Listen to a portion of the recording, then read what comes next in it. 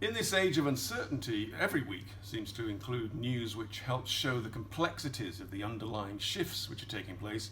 This week, no exception. Let's start in Mosul. When Iraqi forces captured the destroyed Great Mosque of Al-Nuri, it allowed the Iraqi Prime Minister, al-Abadi, to claim that this marked the end of the ISIS fake caliphate. Now, you can make that argument, or you can wait until Raqqa in Syria falls, but either way, it's clear the caliphate is finished. The mosque, a fitting place to declare this, because it's where 3 years ago the ISIS leader al-Baghdadi declared its creation. Since then, though, it's lost 32,000 square miles of territory, with 4 million people liberated from its brutal control. However, the idea of ISIS has not been defeated. It will morph into something else as its fighters disperse around many countries.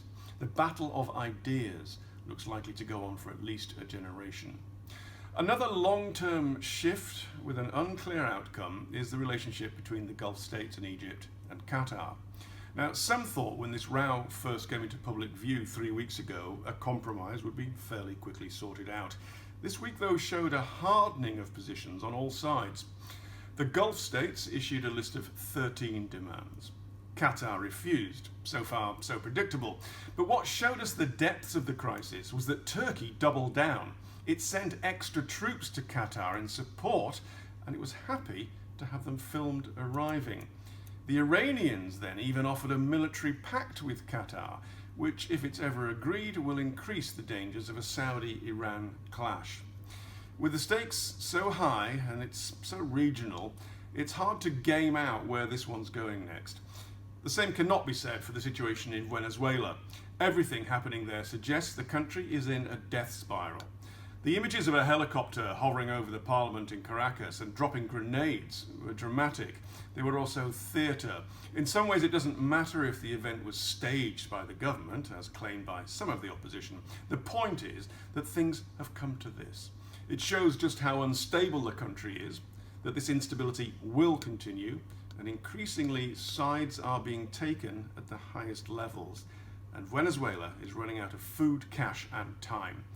President Maduro is desperate. His latest ploy is to warn the Americans that if his country implodes, hundreds of thousands of Venezuelans will head to the United States as refugees. Now that will have caught President Trump's attention. Which brings us to next weekend's G20 summit in Germany. And here we will also see clues as to the shifting sands of the age. For example, Germany versus Turkey. Will the Turks again double down on their provocative behaviour? Last month, President Erdogan's security agents beat up some Americans in Washington, D.C. Germany has said they're not welcome in Germany, but will they come?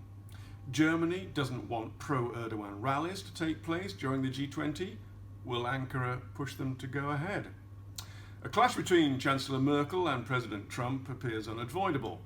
Germany will make climate change, free trade, and the management of global migration the key themes of the summit, and she's looking to isolate the Americans and so prove Europe is master of its own affairs.